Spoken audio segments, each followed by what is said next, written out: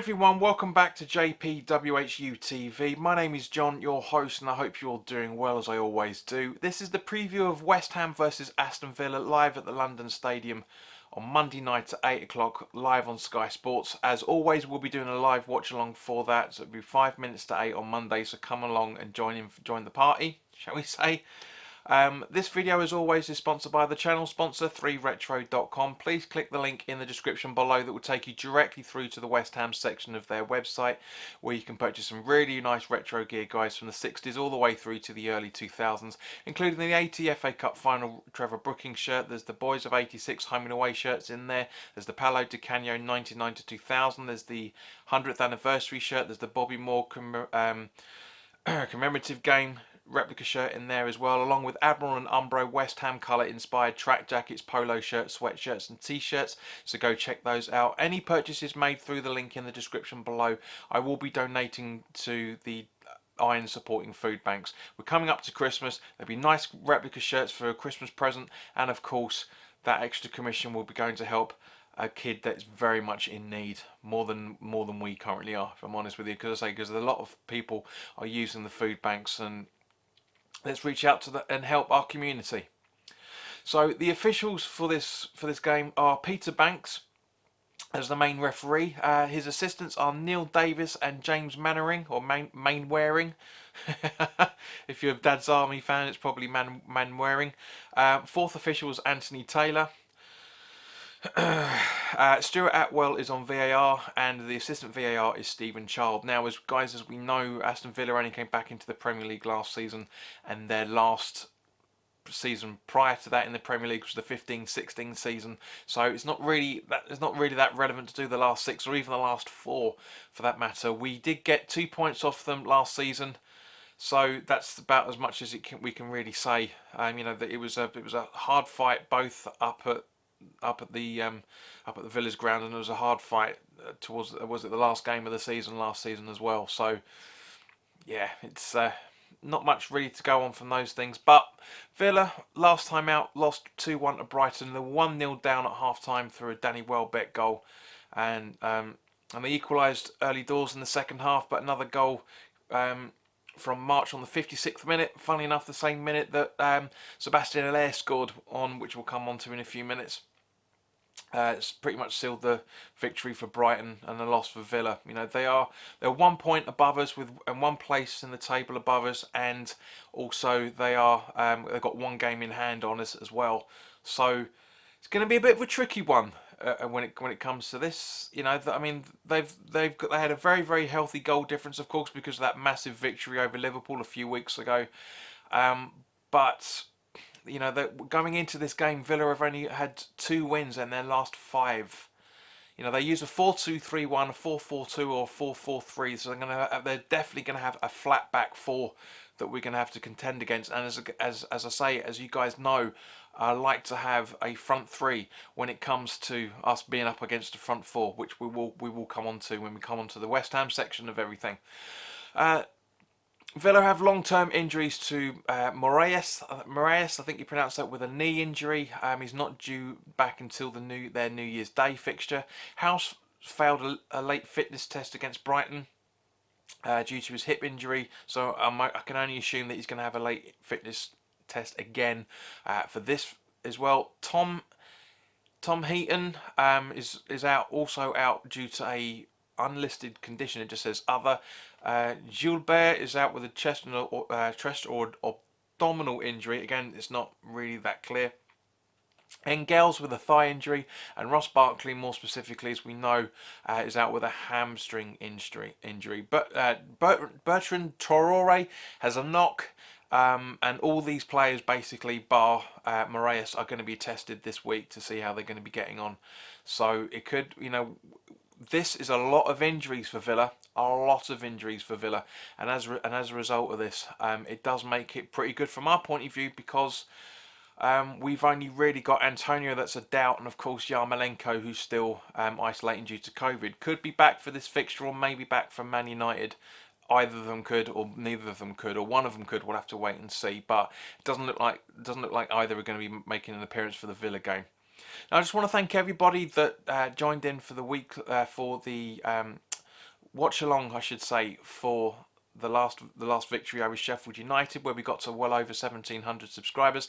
Unfortunately, we've had people leave since then, so we're back under that 1,700 subscriber mark. So it was 1697 at the time of this recording, and 48% of you guys aren't subscribed. So if you are enjoying this, then by all means, please do hit the like button. Also, but always more importantly, please do hit the subscribe button and hit the notification bell to get to know when new content is going up. At the end of the day, guys, we've had a lot of views over the last 4 weeks, and 48% of those views will smash us well into 3,000.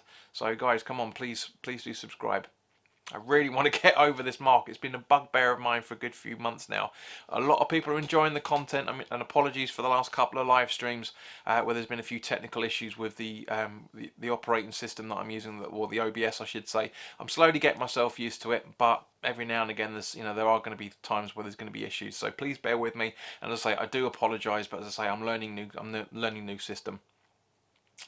Alright, so turning to West Ham now, as we mentioned earlier, Sebastian Haller scored the only goal of the Sheffield United victory away at Bramall Lane. First top flight victory in terms of the top level since April 1968, but the last time we won at Bramall Lane was in September 2004 with goals from Harewood and Sheringham. And of course, but as we all remember more famously, in 1968 that was a brace from Sir Geoff Hurst.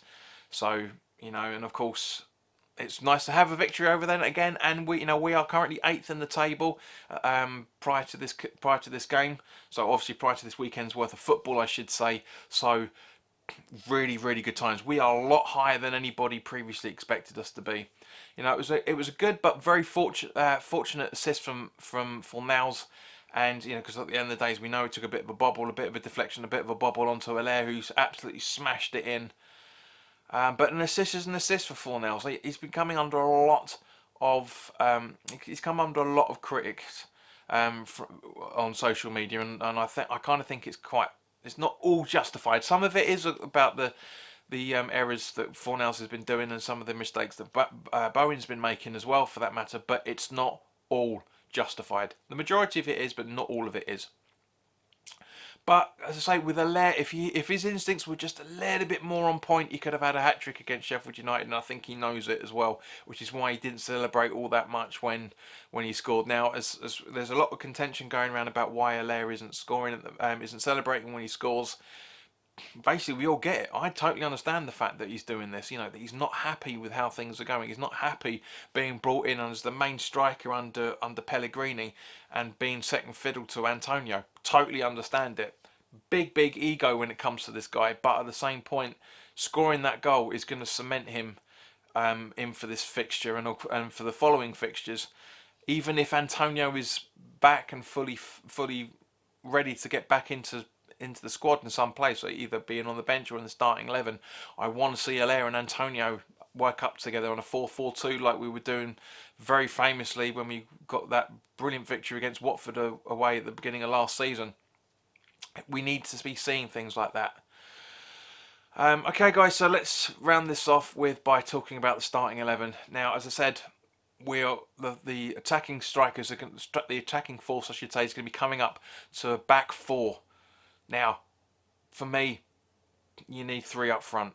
Always need 3 up front when you've got 4 ahead of you. Will Moyes change it? I doubt it. I seriously doubt it. But I hope that he does, because I always say you have to change your tactics and your formation to exploit the weakness of and the gaps of the team in front of you. Now, Villa are very, very inconsistent with a lot of things.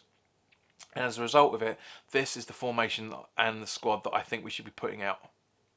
Fabianski in goal, with a back 4 of Soufal, Balbuena, Ogbonna and Creswell. Rice, Souček and Fornals making up the midfield, with Bowen, Haller and Benrahma up front.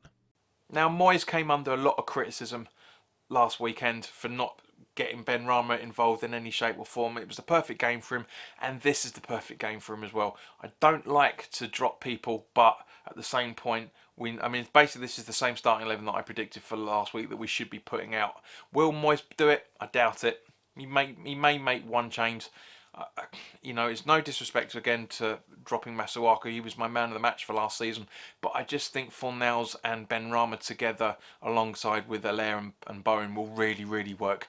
So guys, as always, put your comments in the comments section below. Let me know what your thoughts are. Do you agree with my starting 11? Do you agree with my formation? If not, let us know what you want to do. Not what Moyes will probably do. What I want to know what you guys actually want to happen.